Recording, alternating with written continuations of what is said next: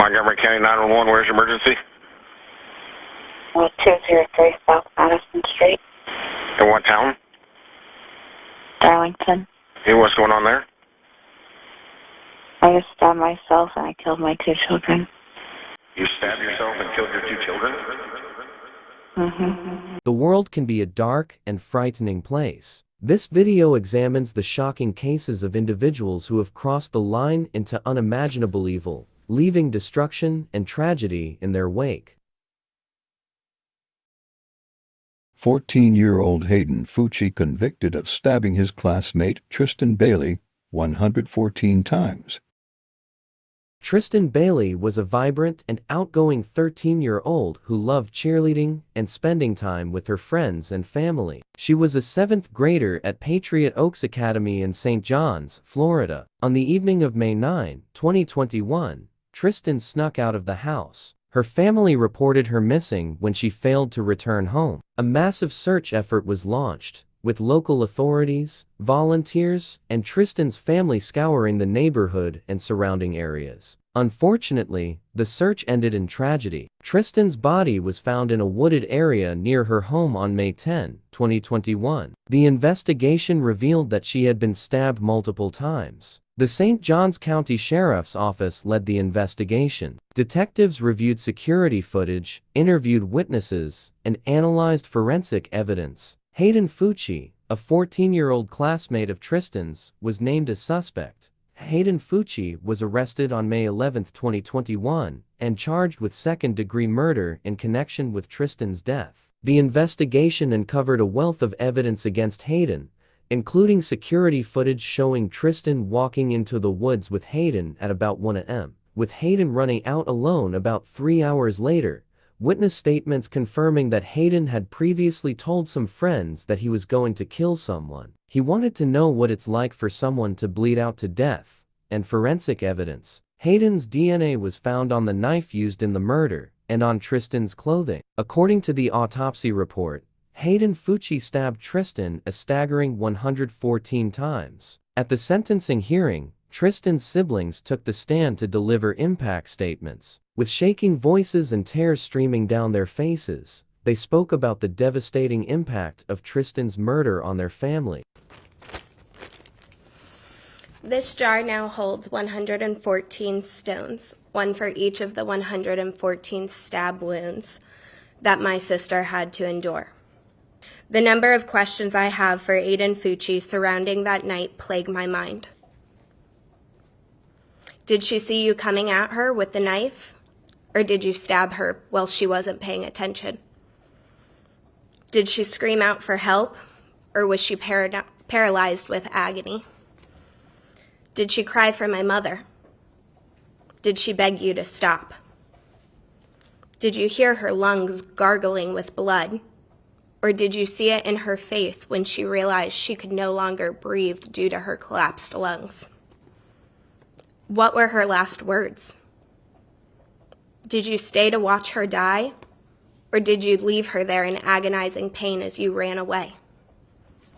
How long did she suffer? Did you watch the life leave her eyes? Do you know the answer to any of these questions? Or were you too caught up in the thrill of the kill?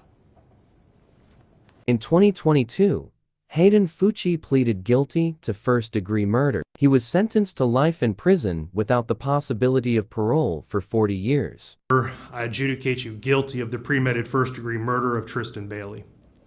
I sentence you to life in prison.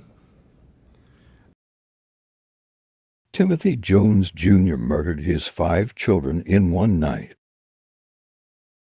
Timothy Jones Jr. was a 32-year-old father of 5 living in Lexington, South Carolina. His children, Mira, 8, Elias, 7, Natan, 6, and the 2 youngest ones, Gabriel, 2, and Abigail, 1, were found dead in black trash bags in a rural area near Camden, Alabama, on September 9, 2014. According to Timothy's own confession, on August 28, 2014, he punished his 6-year-old son, Natan, for several hours after the boy allegedly blew up an electric appliance. Jones sent Natan to bed, only to find him dead in bed hours later. Timothy freaks out.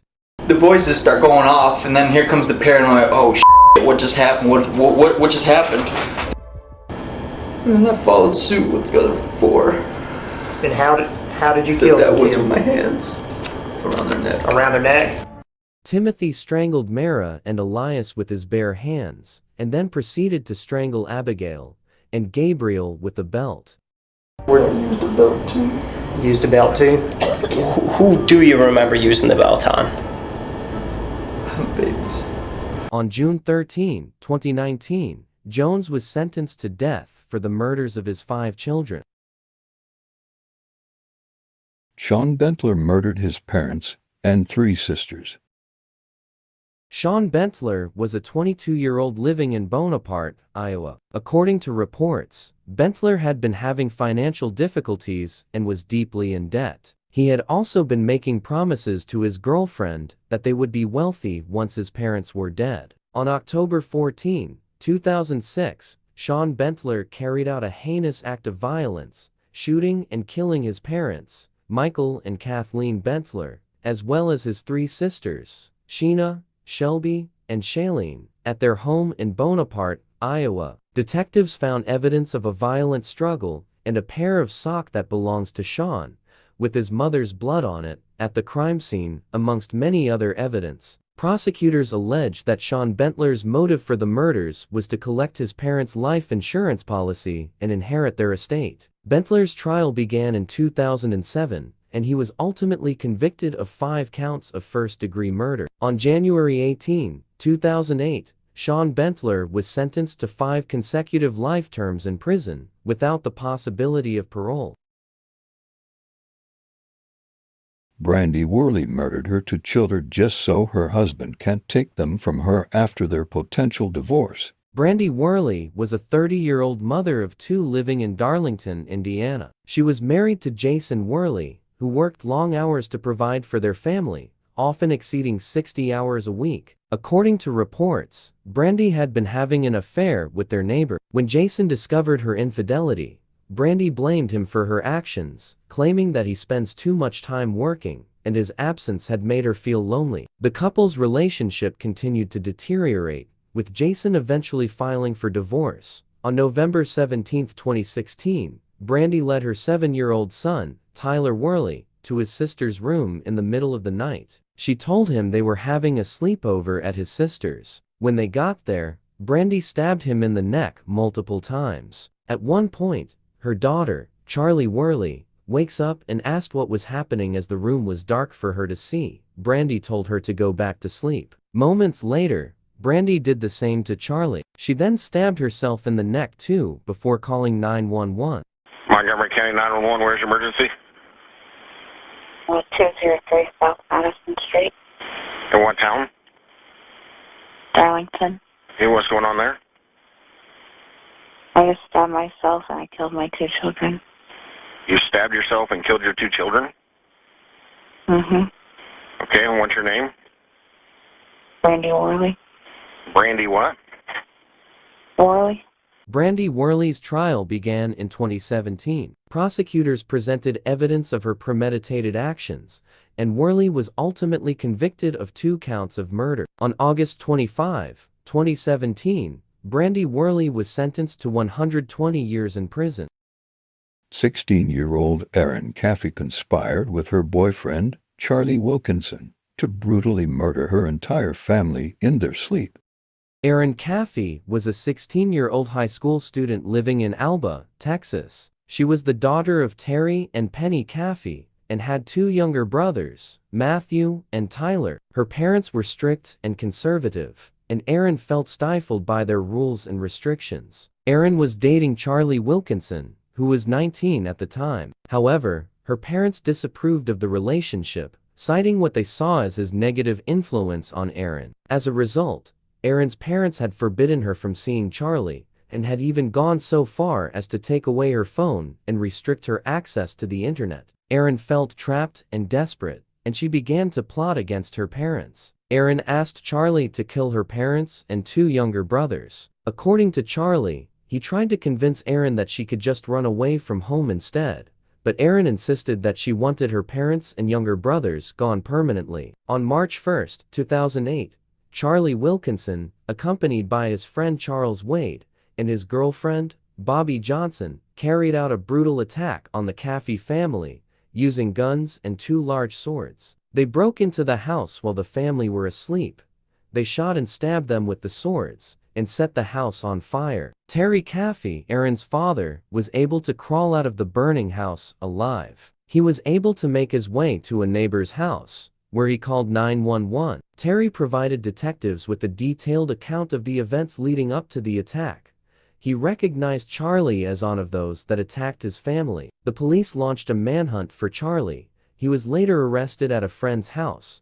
During his arrest, Charlie was found with a gun and ammunition, which matched the type of weapon used in the attack. Charlie initially denied any involvement in the attack on the Caffey family. However, as detectives presented him with evidence and witness statements, Charlie's story began to unravel. Charlie eventually cracked under the pressure and confessed to his role in the crime, including the roles of Erin, Charles, and Bobby. On January 2, 2009, Erin was sentenced to 2 life sentences plus 25 years for capital murder. Charlie and Charles were both sentenced to life without the possibility of parole, while Bobby was sentenced to 40 years in prison. China Arnold cooked her 28-day-old baby to death in a microwave following an argument with her boyfriend over the paternity of the child. China Arnold was a 26-year-old mother living in Dayton, Ohio. She had a history of struggles with addiction and had been involved with Child Protective Services in the past. Despite these challenges, Arnold had been trying to rebuild her life. On the evening of August 29, 2005, China Arnold and her boyfriend, Terrell Talley, left the house to discuss their issues. They had been arguing about the paternity of their 28-day-old daughter, Paris. To clear the air, they asked Terrell's sister, Leonda, to watch the kids, and then they went out to a liquor store and later to a park. They were mostly arguing and trying to resolve their issues. The argument continued even after they returned home, with Terrell eventually leaving the house. China Arnold was left alone with their 28-day-old daughter, Paris. The argument between China and Terrell had been intense, and the tension in the house was still palpable. As the night wore on, China's emotions continued to simmer. She was angry, hurt, and feeling overwhelmed by the stress of her relationship and the responsibilities of caring for a newborn. At some point during the night, China's anger and frustration boiled over. She placed Paris in the microwave oven for 2 minutes, where the baby suffered fatal burns, with her body temperature reaching as high as 107 degrees. China then put Paris in bed and slept next to her. Despite Paris's obvious distress and severe injuries, China did not provide any medical attention or call for emergency help. According to Terrell, when he got back home at about 4 a.m., he saw China in bed sleeping, with Paris laying next to her. Then he slept next to them. It wasn't until after China had finished preparing the other children for school that Terrell discovered Paris's lifeless body. China Arnold was later found guilty of aggravated murder and sentenced to life in prison without the possibility of parole. If you find this video enlightening, kindly give it a thumbs up and subscribe.